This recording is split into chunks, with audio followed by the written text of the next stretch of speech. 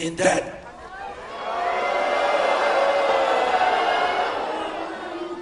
We should not be punishing millions of young people for doing the right thing.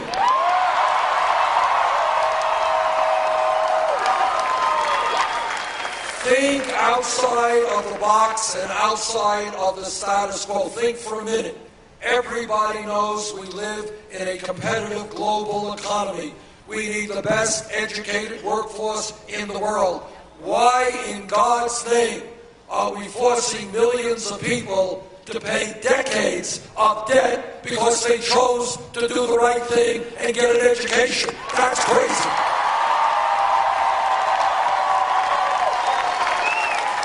So we're going to do two things. Number one, everybody here knows that 100 years ago, people with great foresight fought for free public education, first grade to the 12th grade, an enormous achievement. But the world and the economy have changed. Today, people need more education than just a 12th grade education. So, in the past, first grade to 12th grade public education was great. You graduated high school 50 years ago, you can go out and get a great job. The world has changed, and that is why I believe when we talk about public education today, we must insist that public colleges and universities be tuition free.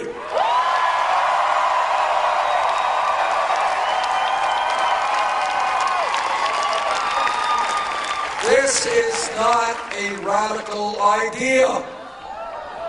It exists in Germany, it exists in Scandinavia. And you know what? People don't know this. To a significant degree, it existed in this country 50 years ago. 50 years ago, you could go to the great public colleges and universities in America, University of California, City College in New York City, state colleges all over this country. Tuition was virtually free. If we could do it 50 years ago, we can do it today.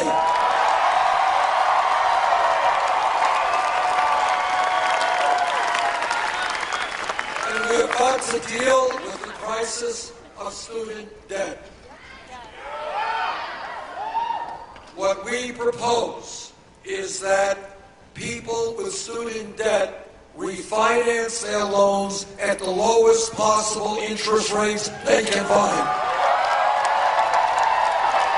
This will substantially lower student debt in this country. Now, I am often criticized by my opponent, by the establishment. They say, well, you know, Bernie Sanders giving away a lot of free stuff. Santa Claus, you know, giving away. Now, I want you to think about this.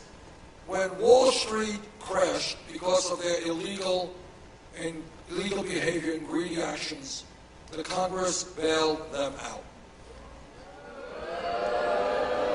That was just wonderful. That's what the ruling class wanted, and that's what happened.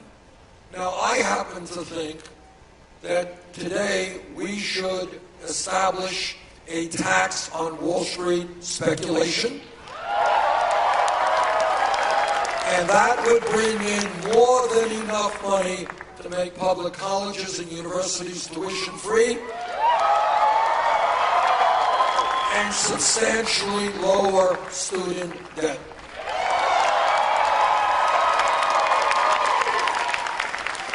When Wall Street crashed, middle class bailed them out. Now it is their time to help the middle class.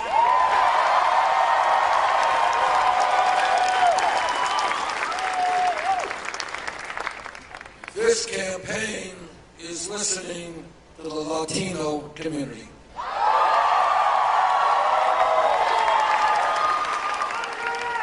What the Latino community is saying is they are tired of living in the shadows, tired of living in fear, tired of being exploited, as 11 million people in this country are undocumented. They are tired of the ugliness of people like Sheriff Joe Arpaio.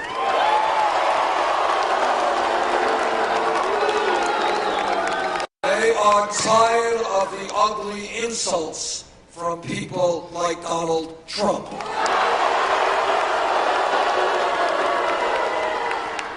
And what they are saying, and I agree, the time is long overdue for this country to move to comprehensive immigration reform and a path toward citizenship.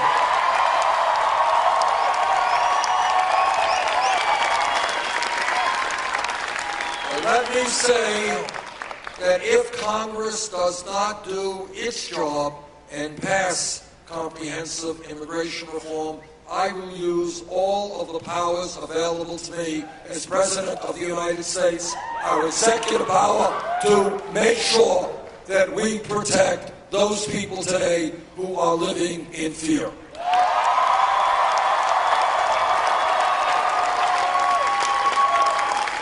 The goal of a sane immigration policy is to unite families, not divide families. The goal of a sane immigration policy is to end the deportations we are now seeing.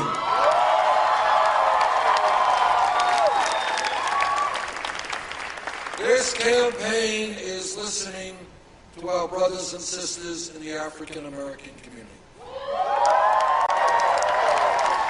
And what they are saying is, how could in this country we see a situation like we are seeing in Flint, Michigan, where children are being poisoned by excessive lead in the water? How in America, the wealthiest country in the history of the world, can we see minority community after community with outrageous high levels of unemployment, with schools that are failing, with healthcare systems that are totally inadequate? And what my brothers and sisters in the African American community ask me, how does it happen that we can spend trillions of dollars on a disastrous war in Iraq, but we cannot rebuild the inner cities of America?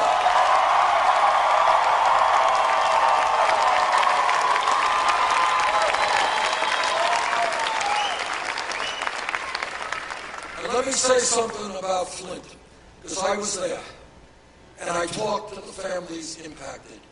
What I heard was literally incomprehensible. It was hard for me, honest to God, to register what people were saying. Children in America in 2016 being poisoned. But if you think that it is only Flint that has a crumbling water system, you would be mistaken. Hundreds of other communities are struggling with inadequate and antiquated water systems and wastewater plants. In my state of Vermont, we have many bridges which are in massive need of repair, roads, potholes all over America, traffic congestion, airports need work. Our rail system needs major upgrading. Metropolitan rail systems all over the country need work. Our levees, our dams. This is America. We should not be having a crumbling infrastructure.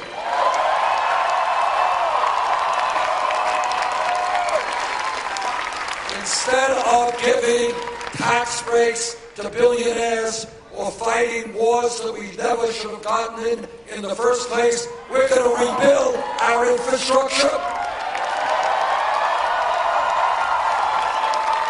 And $1 trillion investment over 5 years creates 13 million good-paying jobs.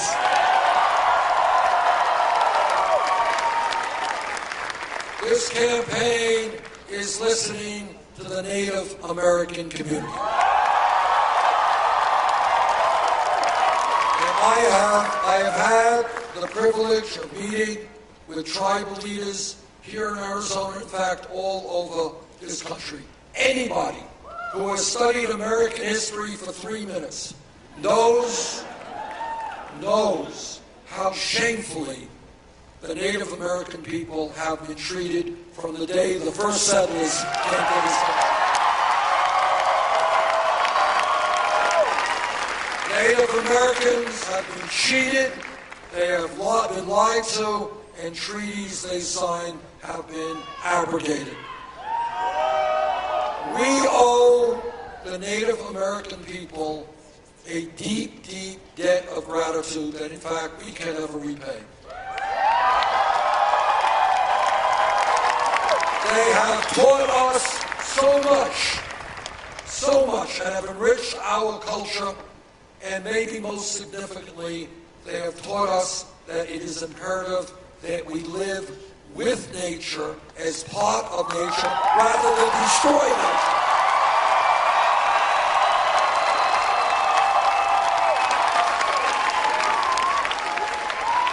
As President of the United States, I will begin the process of treating the Native American people with the respect and dignity they deserve.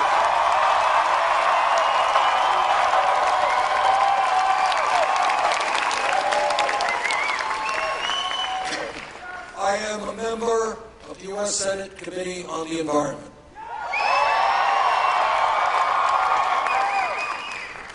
And I have talked to scientists throughout our country and throughout the world. The debate is over. Climate change is real. It is caused by human activity. It is already causing massive damage in our country and all over the world. This is not a debatable issue. The moral thing to do is to make certain that we leave this planet in a way that is healthy and habitable for our kids and future generations.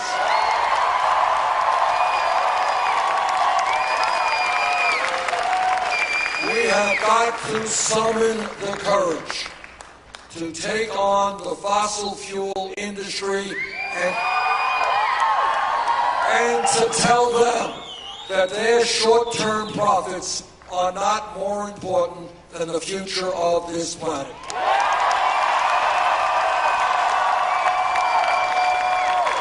We have got to work with countries all over the world. This is not an American issue, it's an international issue. We work with China, Russia, India, in moving away from fossil fuel to energy efficiency and sustainable energy.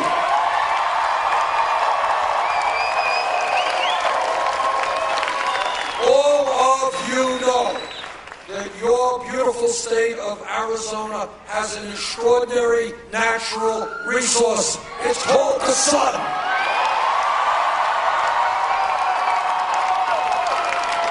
And as president, I will help the people of Arizona build the solar facilities and have the solar panels that they need.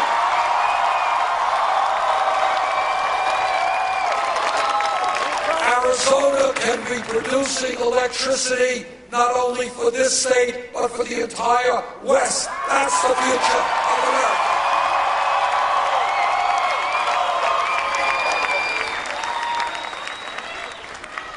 Now, I have been criticized roundly for saying this, so let me say it again.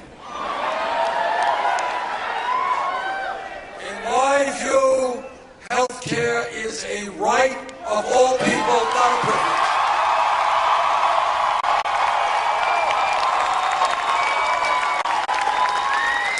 There is something very wrong when every other major country on earth, the United Kingdom, France, Germany, Holland, Scandinavia, Canada, every major country guarantees healthcare to all people except the United States.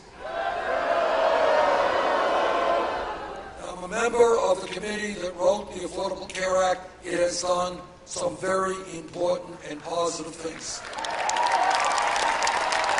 We have done away with the obscenity of pre-existing conditions.